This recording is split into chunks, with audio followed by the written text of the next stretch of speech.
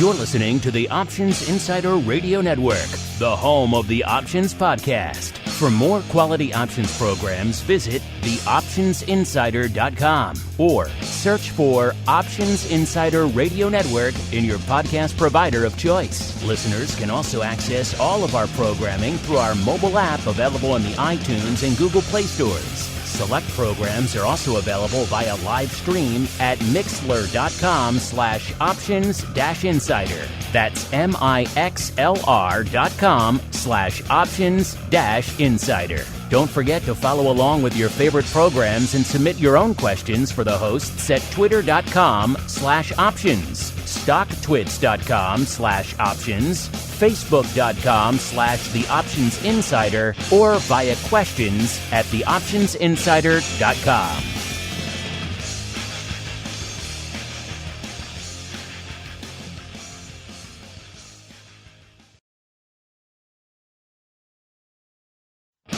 This episode is sponsored by Demand Derivatives, a startup futures exchange and clearinghouse trading the world's major assets in a creative new way.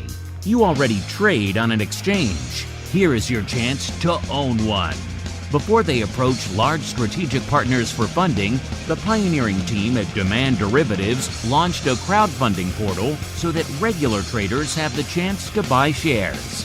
Learn more and become a part of this revolutionary fintech project now at demandderivatives.com/crowdfunding.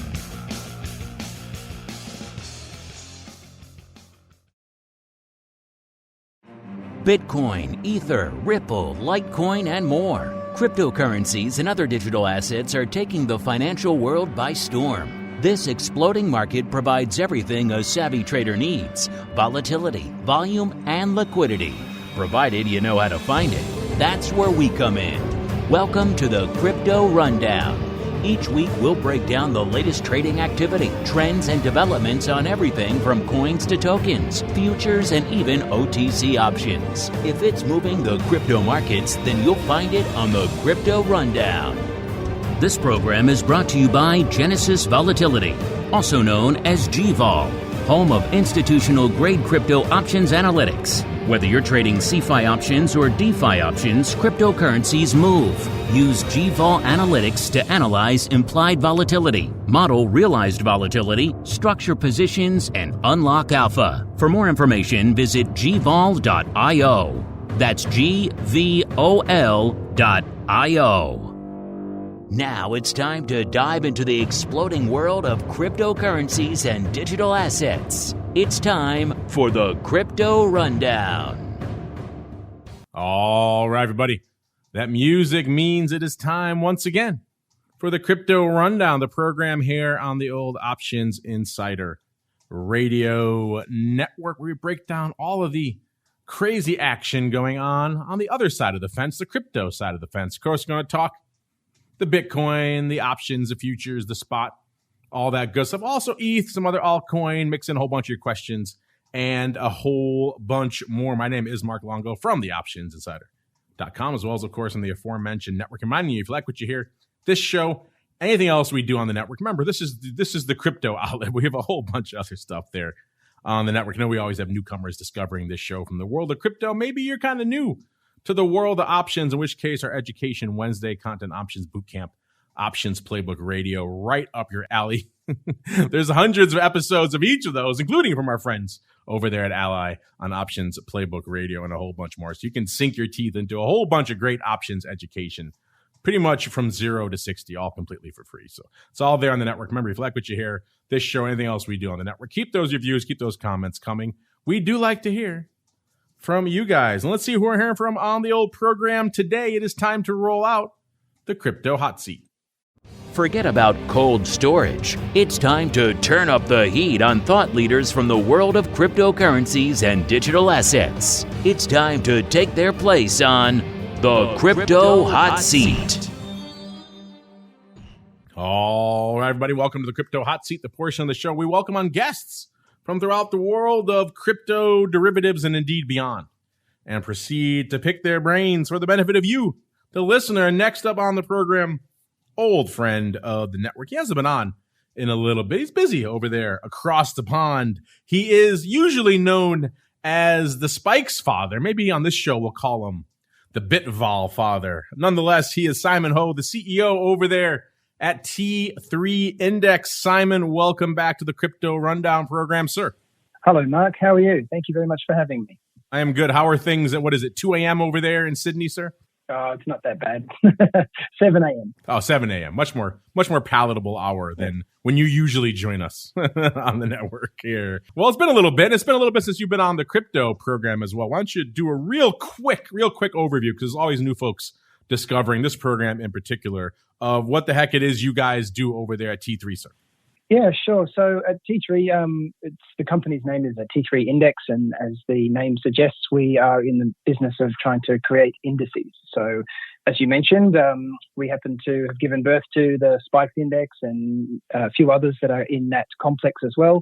But we also have a very strong interest in cryptocurrency stuff as well. So we've done quite a few things in that space, and I'm looking forward to sort of chatting about it with you today. All right, let's get into that then. A lot to talk about, which merits a full hot seat investigation here. Let's kick it off, Simon. We'll get to some of the other things you've talked about on the show in the past and how they're trading right now. But you got some new stuff up your sleeve, which is always fun. That's why we like bringing you on. You always got some new items, a new index, a new tradable product, something lurking up your sleeve. And it sounds like, Simon, you've been busy over there once again, because now you guys over there at T3 are unleashing the crypto XP index, aka the X Power index. I like that XP. That means I can level up in crypto. I like that idea. A little gamification of crypto there, Simon. But effectively what you're talking about here, a basket of the 10 largest cryptocurrencies that go. So you get Bitcoin, but you get a whole bunch of other cryptocurrencies. And you guys set it up in an interesting way. So why don't you break it down for us, Simon? What the heck is the Crypto XP Index, and how do I level up by trading it, sir? Well, yes, that's a fantastic intro. So this is a ticker of CXP. As you mentioned, it stands for Crypto XP, X being the 10 numeral, and P just being power. So this is our, I guess, first foray into maybe thinking about creating a tradable product. So like say an ETF or something in jurisdictions where those are permitted. So essentially what this is it's a representation of an investment value portfolio of 10 cryptocurrencies. We rebalance it every month, and we do that by their respective market caps. Clearly, that's not something new. Anyone who knows anything about indices and creation of them will know that that's fairly standard. What is very different is that the weighting of the investments is determined by Zipf's distribution. Now, I must say that I didn't know of Professor George Zipf until recently, but he is, he's famous for his work that he did in linguistics. He was someone who he pioneered a lot of that. In fact, his name is George Kingsley Zipf. He's an American linguist, and he was born in sort of the 1902 sort of era. And basically what he discovered here was really interesting in that he had a distribution for the frequency of words. So the most common word would be whatever, let's say the word the, and then the second one would be half as popular as the first, and so on. So it would go all the way down the whole list of language until you get basically tiny distributions.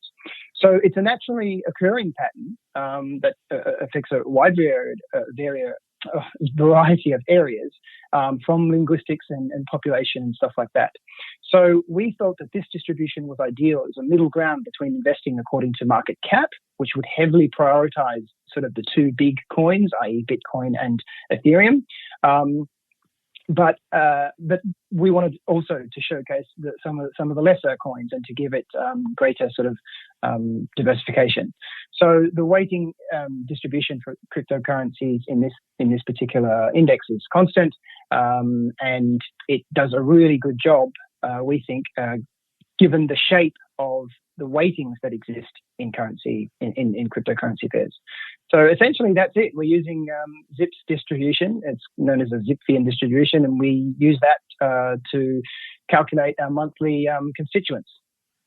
Yeah, that's fascinating. I wasn't that aware of Zip's distribution until you mentioned up, because you're right. It has origins in linguistics, not an area we normally delve into here on the network. But it does attempt to solve one of the problems that you kind of just alluded to out there in crypto, which is it's all about the big dog. It's all about Bitcoin. It is the 800-pound gorilla in every room. ETH's doing an able job of carving out its own place, but it's still predominantly Bitcoin. It drives all the boats out there. So if you're going to have any sort of realistic top 10 currencies, it's going to be all Bitcoin and then a little bit of smattering of everything else. And how do you get beyond that? Equal weight, well, that gets crazy too. That gets all sorts of issues as well. So this is an interesting approach to did you try a number of other distributions and you finally came across Zips? How did you finally coalesce along this one, Simon? Yeah, that's a good question. I mean, ultimately, everybody realizes that the weightings are hugely skewed. And so that's a problem that I don't think has really been addressed all that properly in the past. So this was our attempt to do it, and it seems to be a pretty darn good way to do it. I mean, it's obviously very difficult. As you mentioned, we have a sheet that we sort of calculate for ourselves, and you've got Bitcoin, Ethereum, XRP, Bitcoin Cash, and so on. So it goes down the line. But you can see that the weightings tail off very, very quickly. And so we wanted to find a way to intellectually do this in a way that was more representative of the space rather than just, 2 or 3 coins. So there must be other ways to do it, of course, but this, I think, is quite, we like this quite a lot. We spend a lot of time looking at various solutions, and this seems kind of nice and fair for us and gives you really what you're looking for in something like this. Because ultimately the idea here would be to take this to a jurisdiction where they would facilitate the creation of an ETF of this index. And, these weightings will certainly help to make it more representative of the market as a whole. And let's talk about those representations. So we're having a basket here, a Zip distributed basket of the top 10 currencies out there right now. So what are the 10 products that you are investing in right now, sir? And how does it break down by ranking? Okay, yeah. So right now it goes Bitcoin, which is about a third. Ethereum is 17%. XRP is 11%. Then you've got Bitcoin Cash is 8.5%. Bitcoin itself, Binance Coin is 6.8%. Litecoin 5.7%. Polkadot 4.9%. Cardano's 4.3%, Bitcoin SC is 3.8%, and EOS is 3.4%. So that's pretty much the breakdown. We also did some analysis on how this would have done historically relative to other things. So, for example, if we compare the CXP to just say Bitcoin over a history, then you have a Sortino ratio of the CXP is at 131, whereas if you just held it in BTC, it would be 1.08. So clearly and the sharps also represent that as well. So the sharp ratio for Bitcoin would be 0.79, and for CXP, it would be 0.95. So those kind of bear out the fact that it's kind of more advantageous to do it in the way that we have. I like you have data going back to February of 2014, so folks can get a little bit of historical insight into how the crypto space has changed. And, the top 3 are not quite the same, but pretty close. Number 1, still Bitcoin back in 2014. Number 2 is Litecoin. Litecoin, as we said before on the show, has kind of fallen a little bit by the wayside. It's number 6 in the current distribution. XRP has been stubborn and doggedly there at number 3 since all the way back in 2014. XRP, of course, coming on a little bit headwinds out there of late. So we'll have to check in later, see how it's faring on the program. Number 4 is Dogecoin. You guys have been hitting us up with Doge like crazy of late. I'm not sure why suddenly you got a little bit of a bee in your bonnet for Doge versus everything else out there. But you folks would have loved this index back in 2014 because it was all about Doge at 8.5% distribution into Doge. And then NXT was number 5. Namecoin number 6. Quark, another one we haven't heard much about of late, number 7. Vertcoin number 8. Unobtainium. I love some of these names. Number 9, and Digibyte was number 10. Right now, Simon just broke it down for us. They're a little bit different in the current distribution with Bitcoin Cash, Binance Coin, Litecoin, Polkadot, Cardano, Bitcoin SV, and good old EOS taking up the bottom half of the top 10 out there. Now, you mentioned kind of, Simon, this is still kind of a concept index, so we can't sink our teeth into this and trade it yet. But what is the prognosis for being able to sling the crypto XP index and being able to level up in the near future, sir? Yeah, so that's the thing that we're most focused on now. So we need to do this in a jurisdiction where they permit these kinds of investments. So to begin with, we're friends with the Bermuda Stock Exchange. They were actually bought by MIAX not that long ago. And so we're exploring the possibility there of publishing and reporting the index on their BSX website to start with. And from there, we'll just take it step by step. Obviously, we want to commercialize this. We've seen from the recent moves in markets that, Bitcoin looks like it's here to stay. Perhaps the change in the guard politically as well in the US is probably maybe going to be more friendly. You've got firms like BlackRock talking about the fact that they're going to be, or that they are investing in it. And so it's just becoming more ubiquitously sort of acceptable. And I think that's going to continue. And so I think, therefore, the evolution of these products is the natural next step. So that's what we are looking to do. It would be nice to hopefully get something like this in the U.S. someday in the near future. I'm not sure. I like your optimism about the new administration and maybe opening the kimono a little bit on all things crypto. But this is a fascinating one. Of course, you can sink your teeth into it more, learn all about it over there at T3index.com. Listeners, we have to keep rolling with the program. Simon's going to join me, help me break down all the fun stuff going on in the world of crypto right now, starting with, of course, the big dog. It is time for the Bitcoin breakdown. It's time to explore the latest trending activity, trends, and developments across the world's leading crypto market. It's time for the Bitcoin Breakdown.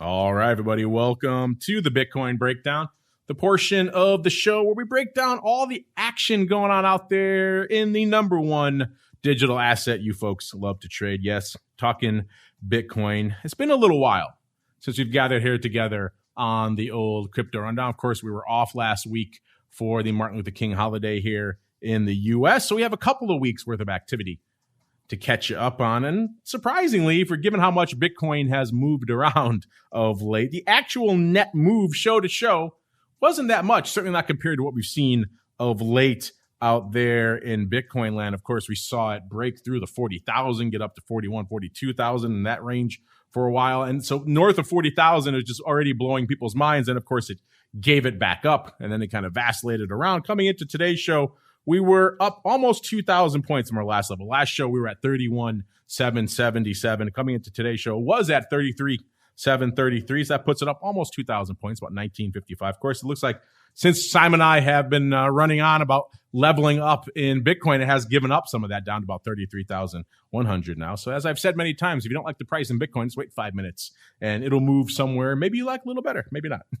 So a lot going on. But Simon, let's start there. It's obviously been a just completely insane period from a Bitcoin volatility perspective. We've been crunching the numbers over here on the show for a while. We're getting up to levels, 150% and not more, and keeping those levels for quite some time. We've seen the vol come off a bit of late, as obviously you can't sustain those levels forever. They were just astronomical. But I'm curious for you, you crunch the volatility numbers out there for a variety of assets, including Bitcoin, via your BITVOL index. So catch us up. It's been a little while since you've been on the program. What's been lighting up the tape out there in BITVOL, and what are some of the insane levels you've been seeing out there of late, sir? Yeah, well, thank you for that. What's really interesting is that we obviously we've had a period of immense volatility. We have both the Bitcoin, so our BITVOL index, and an ETH index as well for volatility. So the recent high in Bitcoin volatility was 171. So people used to trading volatility in other markets would be quite astonished by that. But believe it or not, that's not actually the highest ever in Bitcoin. That was 190. So that was I guess it was pretty close. But what did make a high was the Ethereum volatility was over 200% at the same time that the Bitcoin was at 171. So it's pretty much off the charts. It's just amazing volatility.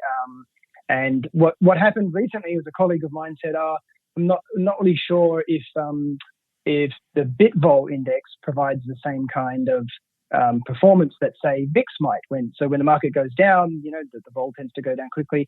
In this case here, in a matter of a week, it fell 34 vols. So I think that was a fairly decent response to, the decline in the actual level of vol. But if anyone wants to see that vol, it's available on our website, T3 Index, but it's also available on Refinitiv, and I think the code is BTC vol. So yeah, you can check it out in either spot. Yeah, it has been fascinating to watch, and we've been talking about it on our TWIFO This Week in Futures options program as well. The vol on the options trading over there at CME in the last couple of weeks, we've seen the Bitcoin has been leading our volatility decliners for the past couple of weeks. So actually, by the way, I'm on your site right now, Simon. Looks like you've had a nice little upgrade since the last time I've checked. A little bit of web redesign coming in the T3 landscape, huh, sir? Oh, we try our best. I'm checking out right now, listeners. You guys can do that yourselves, of course, to see all the various data. Go to drop down, find BITVOL for yourself. You mentioned this recent spike actually wasn't the high for BITVOL. Do you recall when that was and what was going on at that time there, Simon? So according to the data, it happened just recently. So the 15th, that was 171.72 was the high in the BITVOL index. But the one that I was talking about earlier, which happened in March of 2020, that got to a high of 190.28.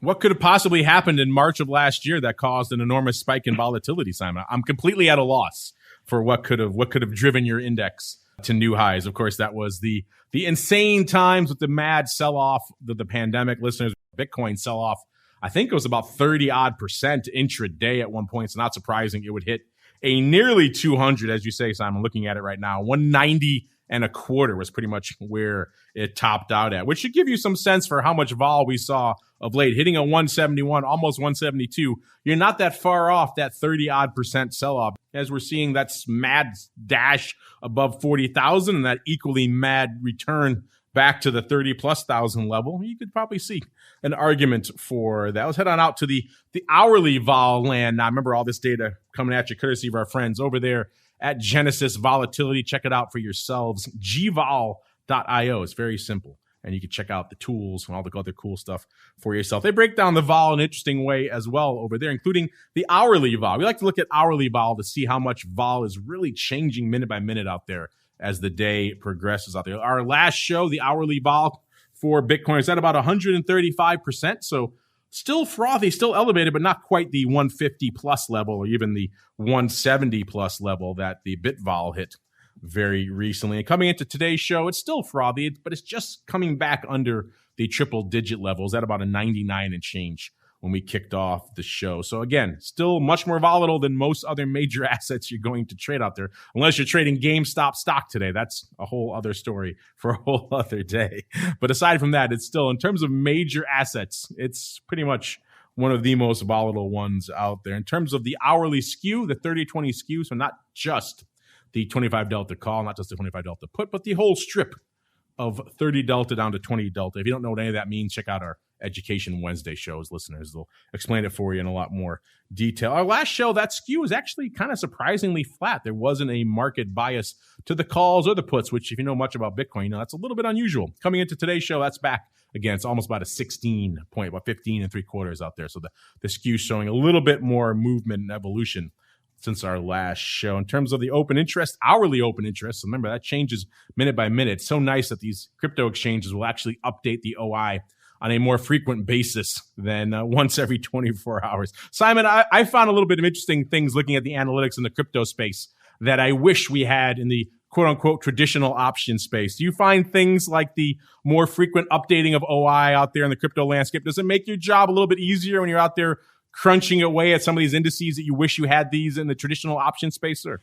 Absolutely, yes. I think that GVOL, they've done an excellent job. There's also a competitor to them that do very well as well. I mean, that it's really quite fantastic. It's very rich in terms of the offering on the data front, and they're excellent tools to be able to sort of zero in on the things that are interesting to investors. So yeah, I think it's really good. And when a lot of the other stuff, legacy exchanges, they're used to doing things the way they've done them, and this is good because it's a break away from that and going into sort of more detail. It's always going to be useful for investors to have that kind of granularity.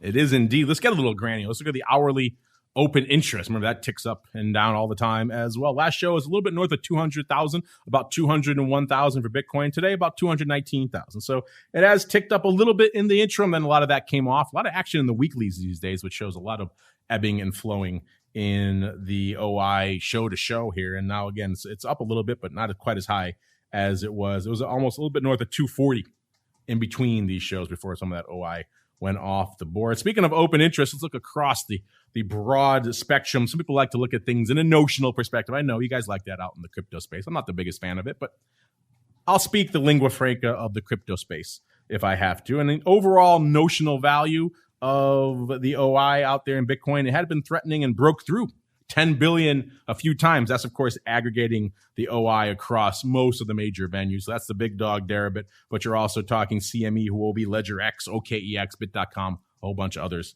added in there. That has since come off as we've seen this mad dash north of 40,000, then back down to 30 plus thousand. We've seen some of that OI come in. And coming into today's show, the collective OI is just slightly over 8 billion, with DEREBIT at about 7.1 billion of that. And then number 2 out there is actually OKEX with 457 million. Bit.com, number 3, 431 million. And then we've got CME coming at number 4, 359 million. And then LedgerX at number 5 with 164 million. So we saw a nice spike of interest, spike of volatility, spike of action, spike of volume, spike of everything recently out there in Bitcoin. Now starting to come off a little bit. If you're wondering how that OI breaks down calls versus puts, it's still call heavy, but not quite as strong as perhaps it's been in the past. About 134,000 contracts open on the call side of the ledger, and about 89,000 puts are open out there. If you're wondering how things have been on the volume front since our last show, last show was insane. On our last show, which was all the way back, it seems like an eternity now, listeners. It was all the way back 2 weeks ago on January 11th. We saw Bitcoin effectively hit a new volume record out there. It was an insane amount of paper. We're at about 2 billion worth of notional volume trading over there on DEREBIT, and that was far and away a record. We were talking about 1 billion not too long ago, and seeing how that was a record. And then Bitcoin, of course, blew through it. Yeah, a little bit north. If you add in all the venues, it was looks like about 2.3, 2.4 billion out there. So a lot of paper going up on the 11th. Pretty much every day since then has been a lot less. The 12th did about 1.5 billion. That was the most active day after the 11th. And then they kind of hit a few days around 1 billion, which were pretty active. And of course, of the past week, the most active day was on the 21st. So 4 days ago, they hit 1 billion again. Another active day. Everything else this week has been a half of that, if not much less. We saw some pretty light days. So overall, this week, not exactly a huge volume week, but our last show day 2 weeks ago was the biggest day we've seen ever out there. So a lot of action on the paper back then. Let's look at where this OI is lining up out there as well, where you guys are actually playing.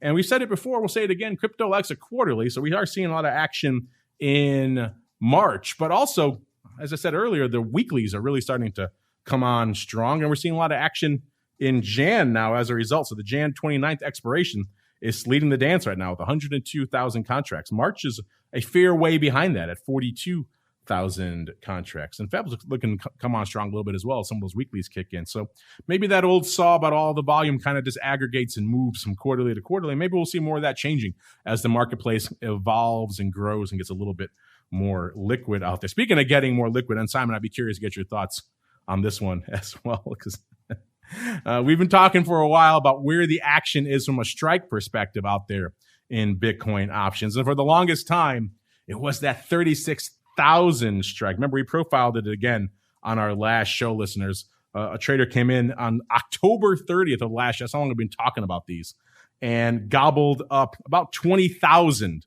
of the Jan 36,000 calls for 0.003 Bitcoin.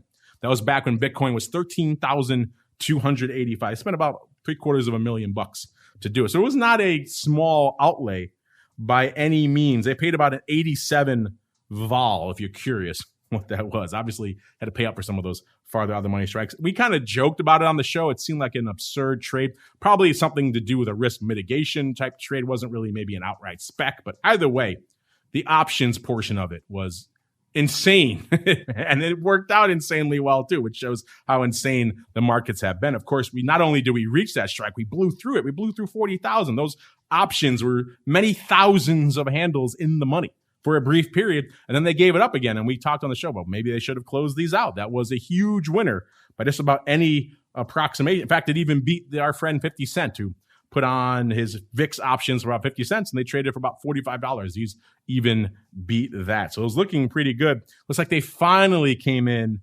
and closed it recently. Our friends over there at Genesis Vol were just talking about they finally saw that OI drop on the 36,000 strike last week. Sales coming in, if you're wondering, 136% vol. So obviously a much higher vol level, did well there, and much higher price level.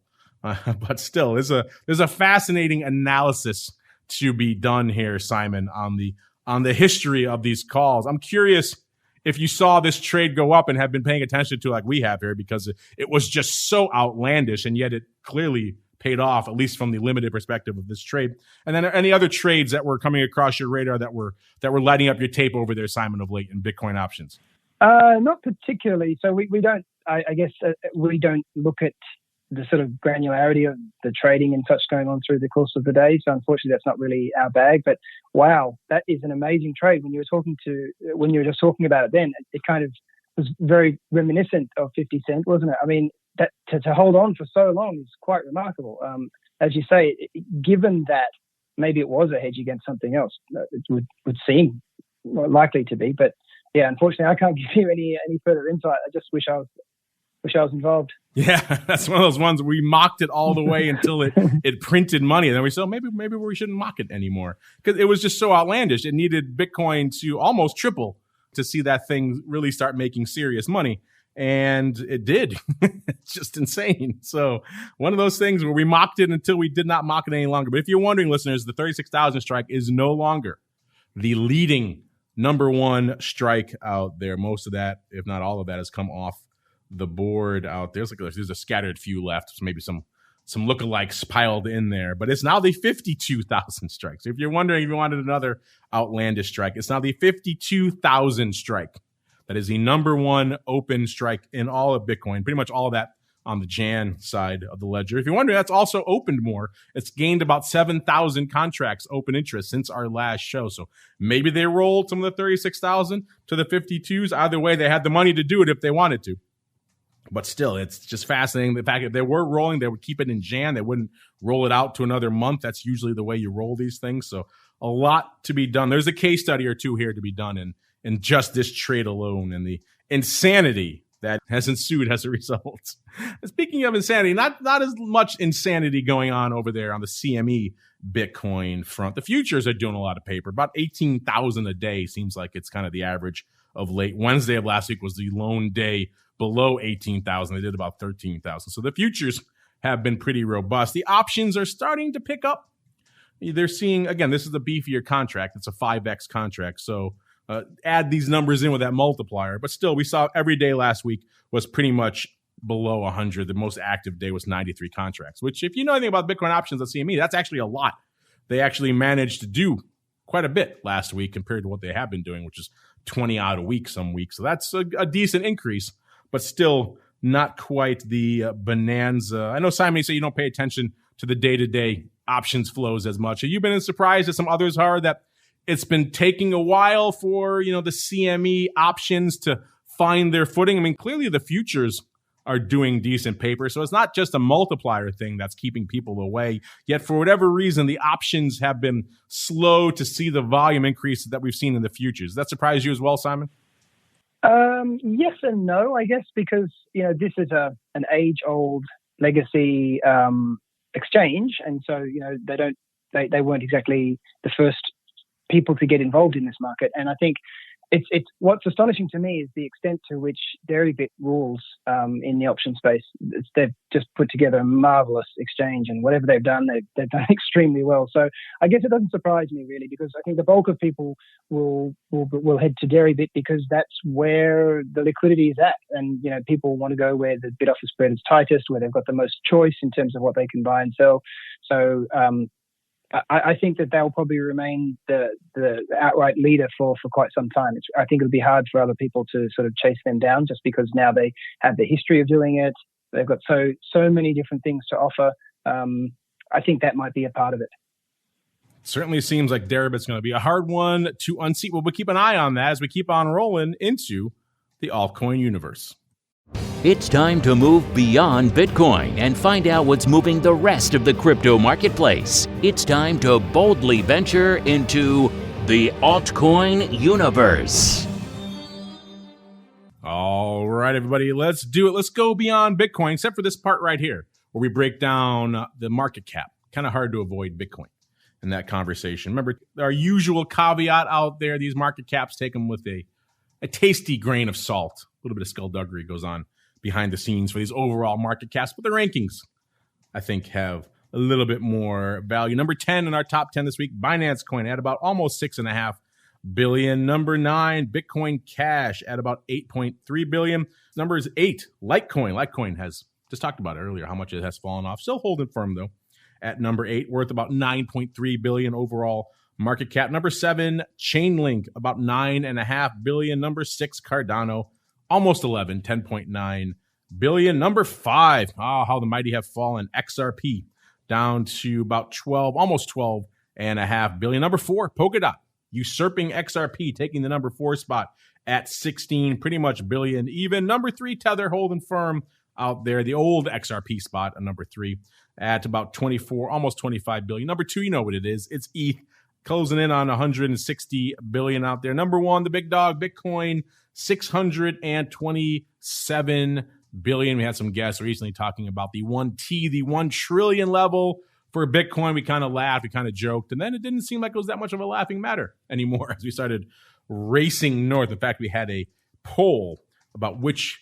you guys would think would hit 1 trillion market cap first, Tesla or Bitcoin. Maybe we'll get to the results of that a little bit later in the crypto question segment. Coming into today's show, ETH, another one that I know Simon watches quite a bit, has been on quite the run of late. On our last show, we had ETH shy of the 1,000 level, 976. Coming into today's show, we saw it up quite a bit at about 1379. That puts it up about 400 handles from our last show. In between our last shows, actually.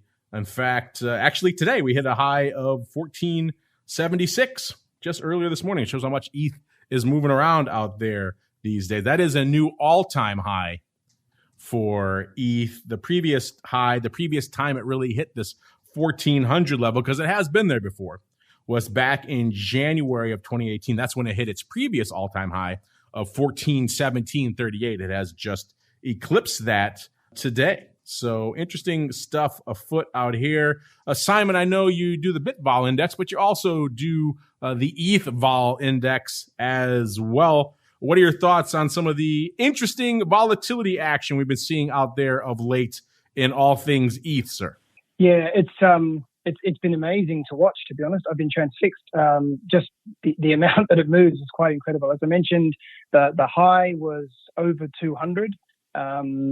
And you referenced the earlier thing that happened during 2020 in March when VIX spiked up to 80 and so on. Then it got to 190 at that point, but this was actually higher than that. So quite astonishing stuff, to be honest. I'm not sure where it goes from here, but I have a feeling that potentially it's got more to go in terms of downside at this point. It's just it averages, let's say it averages in sort of between 50 to 70. So it's around about 60. So we're still at a very elevated level. So I have a feeling that given that we had a recent blow off top here, that I think it might settle down for the near future. I called it the ETH vol, but it's actually called BITVOL Ethereum. Is that the technical name of the index, Simon? Yes, that's correct. Yeah.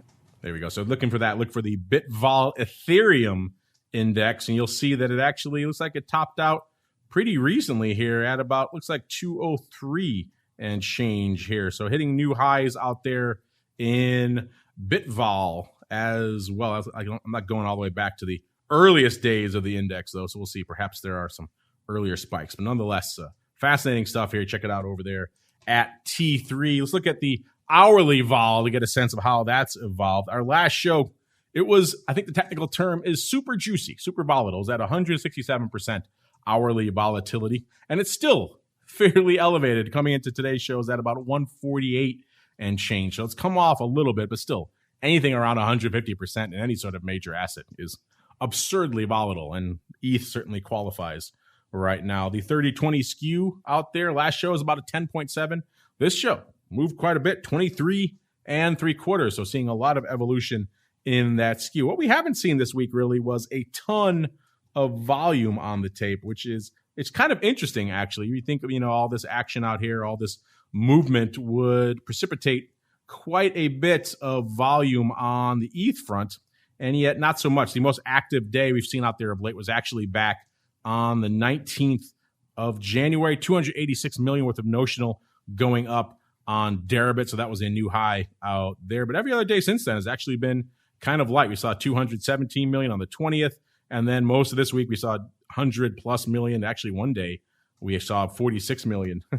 So not a lot going up this week. Maybe even though ETH has been moving, just I think a lot of new consolidating, maybe people taking a bit of a break from the madness out there. In terms of overall OI, it looks like we have, let's see, last show it peaked at about 1.3 million. Today, coming into today's show, hourly OI was at about 1.2 million out there. And in terms of where the OI is monthly, where you guys are lining up from an expiration perspective, looks like March. So going back to the quarterly loves, that's still the case in ETH, with March at about 348,000 contracts, number one, followed by Jan at about 286,000 contracts. So some of the weeklies in February are also catching up. Looks like June has a fair amount on the tape as well. June has about 200,000 contracts. So quarterly love still alive out there in ETH.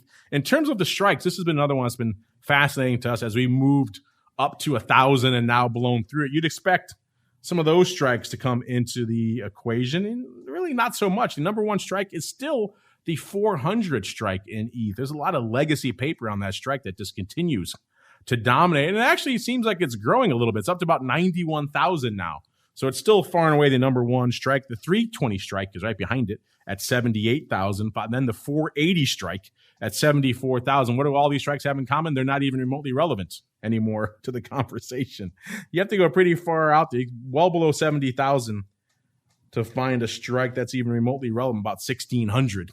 So, I mean, it's interesting how the OI is lining up out here in ETH. Very different from what we're seeing out there in Bitcoin. Let's hit some of the others really quickly before we roll out of the altcoin universe. Our old friend XRP having an interesting week yet again. Not a huge amount of movements, at about 27 cents and change, which is pretty much about where it was this time 2 weeks ago. So it seems like they've stabilized out there after all these concerns about the SEC investigation kind of plunging them off of their recent highs. There were a lot of people out there saying a lot of dire things about the future of XRP. At least for now, it seems to have stabilized around 27 cents. And then Bitcoin Cash, of course, up about 22, almost $23 from our last show. And Bitcoin SV taking a little bit lighter approach, up about $3 from our last show. But what is not lighter is our crypto questions. We have a few weeks worth to catch up on. So without further ado, it is time to answer your crypto questions. You've got questions about crypto. Who doesn't? It's time to find out the answers to your crypto questions. All right, everybody, welcome to the crypto questions segment. You guys have a bunch of questions. We also like to turn the spotlight on you guys sometimes, like we did recently here on the show. We asked you guys the recent explosion in Bitcoin and ETH. Has it made you more interested in trading cryptocurrencies? And it looks like our audience still a little jaded, still obviously heavily on the traditional options front. They're kind of evenly split, though, on the prospects of trading more cryptocurrencies. 44% of you said yes. 40% said no, so kind of evenly split. And then these things are a fad. We like to throw those fun third ones in there sometimes. That got about 16%. So if you add the no and that together, you get slightly over half still saying no. But that's up from a much smaller percentage not too long ago saying yes. So interesting stuff afoot out there. We've also got our regular longtime listener, J3 Dingle, chiming in saying, I'm really enjoying listening to the crypto drawdown. Yeah. It has been an interesting one to watch of late. You know, when he first sent that in, we saw the rally, and I thought maybe not so much. Then, of course, we have seen a bit of a drawdown again. So a little bit of a decline out there of late, but I guess it kind of depends where you're looking at. And ETH, not so much, right? So fascinating stuff has been afoot out there in the crypto space of late, but I hear what you're saying about the crypto drawdown. Well played, sir. All right, here's the other poll I referenced earlier here in the show. We asked you guys very recently what was going to hit 1 trillion, the 1T market cap level first. The name everyone's got on their lips, Tesla, or the other name everyone has on their lips, maybe except for today, everyone's talking GameStop. But outside of that, it's Bitcoin. So, and our audience, once again, pretty evenly split. You folks came in droves to answer this one. 57.6% finally coming down on the T side of Tesla, and 42.5% or so coming in on the Bitcoin side. So pretty close, pretty tightly neck and neck out there, which I think is kind of fascinating. And again, it's anyone's bet. Maybe we should have added another level to that, to saying maybe will they get cut in half first as well. That could be interesting. But let some of the bears, maybe we'll follow up with a similar poll along that front. Here's an interesting question, Simon. I'd be curious to get your thoughts on this because you're out there watching this space day in, day out. Bitcoin Vix asked us, have you guys ever discussed the potential of being in the midst of a gamma squeeze in Bitcoin right now? He says market makers are massively net short out of the money calls, having to keep buying up the spot to hedge off risk. I believe he sent this in a week or so back when we were seeing the massive upside surge out there in Bitcoin. So Simon, this is an interesting prospect. The market makers, you know, I think the public out there and a lot of the funds are probably not selling a lot of Bitcoin calls. They're usually out there buying. So the market makers, as he points out, probably heavily short to the upside. You think this short phenomenon and the fact that maybe we're in a bit of a gamma squeeze, as he puts it, you think that's maybe contributed to the massive upswing and the volatility we've seen of late in Bitcoin, Simon? Well, I mean, I'm not an expert in all of the data. I mean, I think the GVOL guys are probably going to be able to opine on that more than me. But yes, I think it almost has to be. I mean, as you mentioned, this rally was particularly strong. Options are an instrument that are used regularly by Bitcoiners, so crypto people. So I think absolutely you get a situation where essentially you're being sucked up because there's so much negative gamma that people need to cover that's reinforcing itself, and you end up with this sort of negative feedback loop. So yeah, I think absolutely that would have had an implication on the recent rally. Yeah, I think it's hard to dispute that, given the fact that, you know, I have to imagine, I'm obviously not a market maker out there in Bitcoin options right now, but I have to imagine the flow is, shall we say, predominantly one-sided. I used to experience a lot of this when I switched from the indexes out into the single names like Intel back in the go-go late 90s days, early 2000s, when everyone and their mother only wanted to buy the massive tech names. And so kind of one-dimensional nature to the options flow. I got to imagine something similar out there in Bitcoin right now, where folks, instead of just buying the spot, are just buying the calls and just going to town on that, and makes it challenging for market makers to get their hedges off. And of course, if we keep blowing through strikes like we have, a little bit of that upside squeeze action kicking in. So Bitcoin VIX, I think the answer to that is probably a yes out there. All right. We've got a BTC trader asking, can you really have a one-lot retail explosion in Bitcoin when a one-lot Bitcoin equals nearly 40,000? Yeah. We were joking about this thing on our recent show about how the entire market seems to have been just turned on its head by, call them what you will, the Robinhood traders, the one-lot traders. They're the ones driving up GameStop and things right now. So they are certainly changing the game quite a bit out there, and they still exist. Obviously, you can buy fractional Bitcoin. We're talking about the options, obviously a lot more margin and leverage available out there. But I get your point. It's a different notion of a one-lot trader when Bitcoin itself is about 40,000. So I take your point there. BTC is probably different than the one-lot Robinhood trader out there who's, you know, slinging one lots on, let's say, Ford, $11 stock. A little bit different thing out here. Here's an interesting one, Simon. I'd be curious to get your thoughts on this as well. I mentioned earlier in the show, we're getting a lot of people asking about Doge again. Like a couple here. We got Pinnacle Quant. They chimed in saying, we're seeing lots of interest in Doge. Would love to see a Doge futures product at CME. Well, that's interesting. And then we have Freakonaut, I like that handle, chiming in saying, what about Dogecoin? I know, Simon, this was in your 2014 distribution of your crypto XP fund. Doge was in there, not so much these days. Yeah, have you seen a similar groundswell of interest in Dogecoin of late from people you talk to? Well, I'm afraid on this question, I really don't have much clue. I mean, other than being a purveyor of these things, I have to look at the various coins, and we use that as constituents. But yeah, I mean, the last one. So we have the 2014 number that you talked about, where the Dogecoin was at number 4 in the rankings. But yeah, unfortunately, I can't really shed much light on that. I haven't seen it as often as the others. I'm just not close enough to these individual coins to comment, unfortunately. It is a challenging one out there nonetheless, but I anecdotally, from just looking at how many people we've had hitting us up of late about Dogecoin, we might have to start paying more attention to it. It's clearly not in the top 10 of late, but maybe we'll keep an eye on this one. Sounds like CME maybe has been hearing your feedback. Maybe, who knows, maybe we'll see a Doge future. I don't think we got to wait a little bit for that. We still have to wait for ETH to kind of get out of the gate there out there of late. Looks like I'm looking at a little chart here of late. We have seen a nice little move out there in Doge out there, going from all the way, listeners, of a 0.004 back in late December to get this, the lofty, dizzying highs of 0.011427 back there on January 2nd. Then it has since come off quite a bit. It's at about a 0.0087 right now. So I'm sure a lot of that has something to do with the influx of excitement we've been getting of late. We like to keep an eye on all these ancillary altcoin. When they start making it more than a fraction of a cent, it's kind of easier to talk about them from a volume and open interest perspective. Not a lot of options paper going up on a name that itself is effectively an option with this type of pricing. But still, fascinating stuff nonetheless, and certainly a nice move from the 0.0026 it was trading back in October of last year. Unfortunately, listeners, that music means we've come to the end of another epic journey through the world of all things. Oh, I see. It's like Musk shouted out Dogecoin.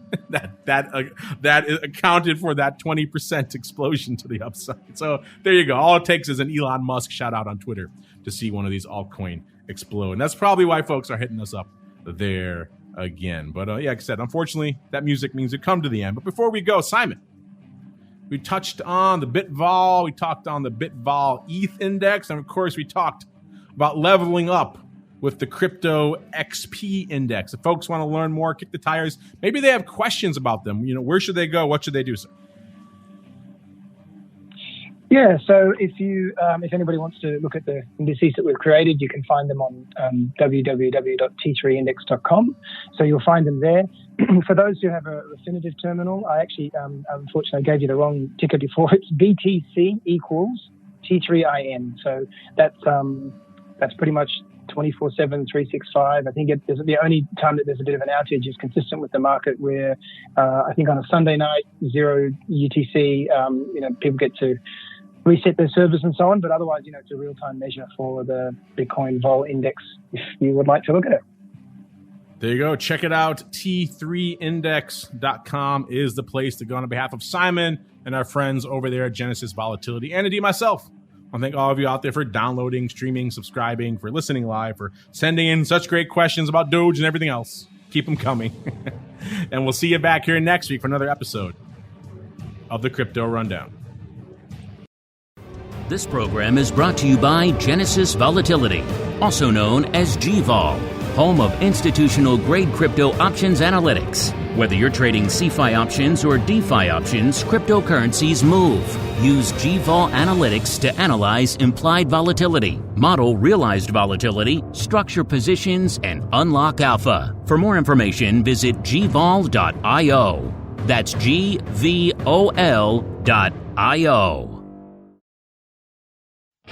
This episode is sponsored by Demand Derivatives, a startup futures exchange and clearinghouse trading the world's major assets in a creative new way. You already trade on an exchange. Here is your chance to own one. Before they approach large strategic partners for funding, the pioneering team at Demand Derivatives launched a crowdfunding portal so that regular traders have the chance to buy shares. Learn more and become a part of this revolutionary fintech project now at demandderivatives.com/crowdfunding.